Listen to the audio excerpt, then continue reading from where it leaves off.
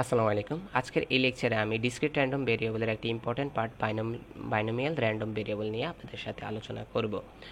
So পূর্ববর্তী লেকচারগুলোতে আমি random variable কি, ডিসক্রিট র্যান্ডম ভেরিয়েবলের বিভিন্ন পার্ট সম্পর্কে আলোচনা করেছিলাম এবং কি আমি বাইনোমিয়াল সম্পর্কেও আপনাদেরকে ভালো একটা আইডিয়া দিয়েছি।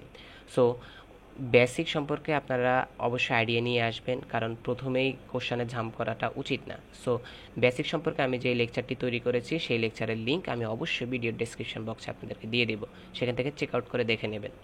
ওকে, binomial random variable. Binomial random variable আমরা এন ট্রায়ালের উপরে কাজ করে, যেটা আমরা আগের লেকচারে দেখেছিলাম যে এন ট্রায়ালের উপরে সেই কাজ করে, এমনকি সেখানে সাকসেস এবং ফেল হিসাব করে এন সংখ্যক ট্রায়ালের উপরে। বিষয়টা কেমন? ধরেন একটা কয়েন, তার সাকসেস হেড হলো, তার ফেল টেইল হলো, রাইট? সো এই যে সাকসেস এবং টেইল তা এন সংখ্যক ট্রায়ালের উপর হিসাব করে। এন সংখ্যক ট্রায়াল কি? মনে করেন এই কয়েনটা আমরা 15 বার টস করব। সো এই 15 বারের টসের ভিতরে সাকসেস কতবার আসতে পারে? ধরে নেন আপনি যে কোনো একটা, মনে করেন 9 সাকসেস আসতে পারে, মানে হেড 9 বার আসতে পারে, অ্যান্ড টেইল তাহলে কয়বার আসবে? 6 বার আসবে। এই যে সাকসেসের রেট হিসেব করা 9 বার এবং কি ফেইলারের রেট 6 বার, এই যে সাকসেস 9 আসলো, সেই 9-এর প্রবাবিলিটিটা বের করাই হয় মেইনলি আমাদের এই বাইনোমিয়াল র্যান্ডম ভেরিয়েবলে। বিষয়টা কেমন? সূত্রের মধ্যে যদি খেয়াল করেন, এখানে আছে প্রবাবিলিটি অফ আই, মানে প্রবাবিলিটি অফ সাকসেস। তো সাকসেসটা যদি এখানে 9 হয়, তার মানে আই এর ভ্যালু 9। তো এন সংখ্যক ট্রায়ালের উপরে, তার মানে 15, তার মানে এন এর ভ্যালু এখানে 15 বসানো হবে, এখানে সাকসেসটা 9 বসানো হবে। এই 15 আর 9-এর আমাদের এখানে কম্বিনেশন ইউজ করতে হবে। সো এটা হলো কম্বিনেশনের সূত্র। সো কম্বিনেশন সূত্র থেকে আপনারা এখান থেকে ভ্যালুটা বের করে নেবেন। তো খেয়াল করে দেখছেন, সাকসেস এন সংখ্যক ট্রায়ালের উপরে সাকসেসের যে কম্বিনেশন, সেটার উপরেই কাজ করে আমাদের বাইনোমিয়াল র্যান্ডম ভেরিয়েবল। সো এখানের মধ্যে যেটা দেখতেছেন সেটা সাকসেস রেট, এখানে যেটা দেখতেছেন সেটা ফেইলিয়ার রেট। সো কোশ্চেন সলভের মাধ্যমে আপনারা এই বিষয়গুলো ক্লিয়ার হয়ে যাবেন। চলুন প্রথম কোশ্চেনটা পড়ি। 4 ফেয়ার কয়েন্স আর ফ্লিপড। 4টা কয়েন ফ্লিপ করা হয়েছে, 1টা 2টা 3টা 4টা। If the outcomes are assumed independent, 4টারই আউটকামটা ইন্ডিপেন্ডেন্টলি, মানে এখানে হেড আসবে না টেল আসবে সেটা এটার উপরে নির্ভর করতেছে না, আবার দ্বিতীয়টাতে হেড আসবে না টেল আসতেছে সেটা আবার তৃতীয়টা বা প্রথমটা বা অন্য কোনোটার উপরে ডিপেন্ড করতেছে না, রাইট? সো কে হেড আসবে বা কে টেল আসবে সেটা তার নিজস্ব কয়েনের উপরে ডিপেন্ড করে। So what is the probability that 2 heads and 2 tails are obtain? 2টা হেড পাবো এবং 2টা টেল পাবো, সেটার প্রবাবিলিটি আমাদেরকে বের করতে হবে। তার মানে হলো এখানে এটা আমরা হেড পাবো, এখানে আমরা হেড পাবো, এখানে টেল পাবো, এখানে টেল পাবো। এখন আমাদেরকে যে কোনো একটাকে ধরে নিতে হবে যে আমাদের সাকসেস রেট। তো আমরা ধরে নিলাম হেড যখন পাবো সেটাকে আমরা সাকসেস ধরে নেব। তার মানে আমাদের সাকসেস কত পাইতেছি? 2 পাইতেছি। তার মানে আই এর ভ্যালু আমাদের 2, আয়ের ভ্যালুটা কত? 2। আর এটা হলো আমাদের কি? ফেইলার। সো ফেইলার কি আমাদের এখানে, এটা যদি আমরা প্রবাবিলিটি পি ধরি, তার মানে এটা হচ্ছে 1 মাইনাস পি। এটা হলো আমাদের কি? Failure rate. So failure rate কত এখানে? আয়ের ভ্যালু, এখানকার ক্ষেত্রেও 2 আসতেছে। ওকে, সো আমরা এখন কোশ্চেনের সলিউশনে যাই। Let X equal the number of heads success. আমরা ধরে নিয়েছি যে এক্স যে সাকসেস রেট সেটা হেডের উপরে ডিপেন্ড করে, বাট আপনি যদি চাইতেন আপনি টেলে ধরতে পারতেন, কোনো সমস্যা নেই। সো টেল ধরলেও কিন্তু এই কোশ্চেনের ক্ষেত্রে যেটা দেখা যাচ্ছে, টেলকে সাকসেস ধরলেও ঘুরে ফিরে 2, হেডকে সাকসেস ধরলেও ঘুরে ফিরে 2। সো দুইটার ক্ষেত্রে রেজাল্ট সেমই আসবে। সো হেড ধরলাম আমি সাকসেস, দেন অ্যাপেয়ার সেটা যখন অ্যাপেয়ার হবে, then x is binomial random variable with parameter N is equal to 4, P is equal to half. মানে এন ইজ ইকুয়াল টু 4 হলো কি আমাদের ট্রায়াল কয়টা? 1 2 3 4, 4টা ট্রায়াল, তো আমরা 4 ধরবো। আর প্রবাবিলিটি কত? হাফ। কেন হাফ ধরতেছি? কারণ একটা যদি আমরা কয়েনকে ফ্লিপ করি, হয় হেড আসবে না হয় টেল আসবে। এই যে হেড আসবে, হেড আসার প্রবাবিলিটি কত? 1/2। সো এটাকে বলতেছি প্রবাবিলিটি আমাদের কত আসবে? হাফ আসবে।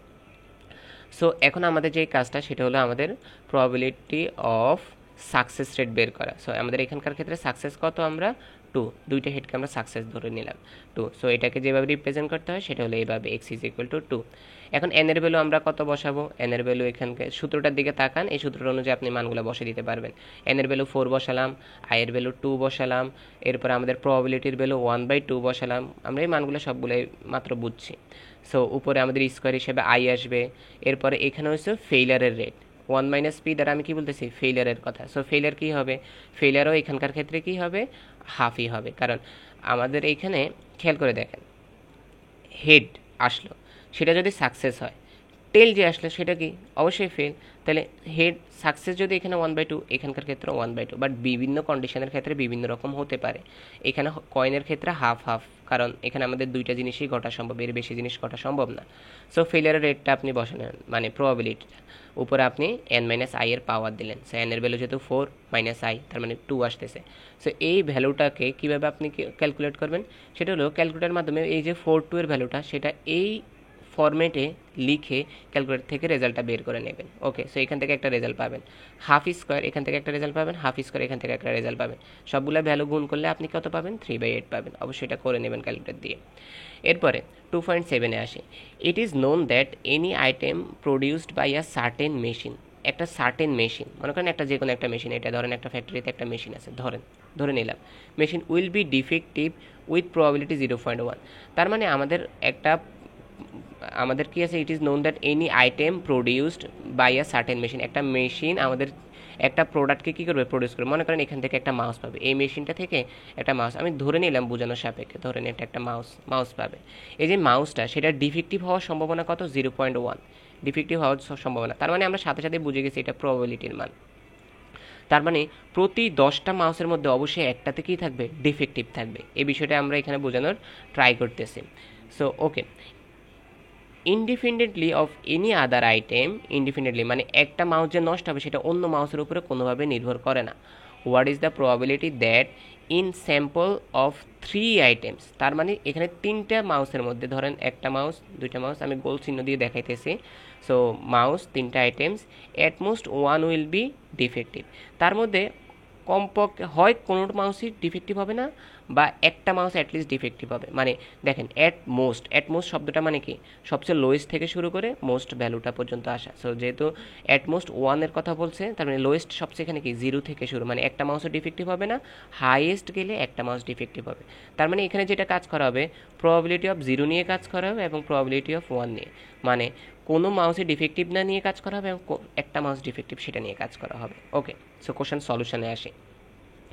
If x is the number of defective item, x যদি নাম্বার অফ ডিফেক্টিভ আইটেম হয় ইন আ স্যাম্পল স্পেস, একটা স্যাম্পল স্পেসের মধ্যে। সো আমাদের এখানে স্যাম্পল স্পেস কয়টা, এখানে 3টে নিয়ে কাজ করা হয়েছে। So then x is a binomial random variable with parameter n is equal to 3, probability হয়েছে 0.1।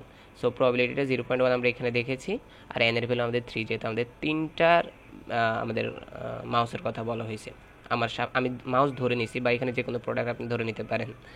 ওকে, hence the desired probability is given by.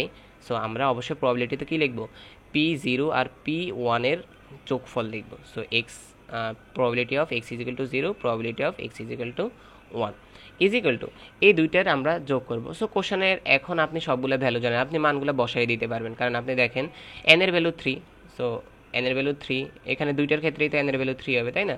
So n এর ভ্যালুর কাজ শেষ। এখন i এর ভ্যালু এখানকার ক্ষেত্রে 0, এখানকার ক্ষেত্রে 1, কারণ এখানে সাকসেসটা 0 আর এখানকার ক্ষেত্রে কত, সাকসেসটা কত, 1।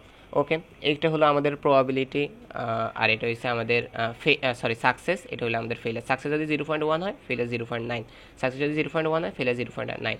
তো এরপরে ক্যালকুলেট করে নেবেন। অবশ্যই একটু আগে যে কোশ্চেনটা বলছি যেভাবে ক্যালকুলেট করবেন, অবশ্যই এইভাবে ক্যালকুলেট করে নেবেন, ক্যালকুলেটারে উঠে নেবেন মানটা। এই মানটা পেয়ে যাওয়ার পরে এই মানটা ফুল ক্যালকুলেটারে মাল্টিপ্লাই করে দেন যোগ করলে আপনারা এই রেজাল্টটা পেয়ে যাবেন। তো আশা করি আপনারা এই বিষয়টাগুলো করতে পারবেন। সামনের লেকচার আপনাদের জন্য খুব ভালো একটি এই সেম টপিকের উপরে এক্সামের জন্য ইম্পর্টেন্ট একটি কোশ্চেন সলভ করাবো। সো আশা করি আপনারা সামনের লেকচারটি দেখবেন। আমি যদি সামনের লেকচার তৈরি করার পরে অবশ্যই তার লিঙ্ক এই ভিডিও ডিসক্রিপশন বক্সে আপনাদেরকে দিয়ে দিব। সো তখন আমি এই কোশ্চেনটা আপনাদেরকে সলভ করে দেখাবো যে আসলে বিষয়টা কীভাবে কাজ করে। সো সবাই ভালো থাকবেন, আসসালামু আলাইকুম।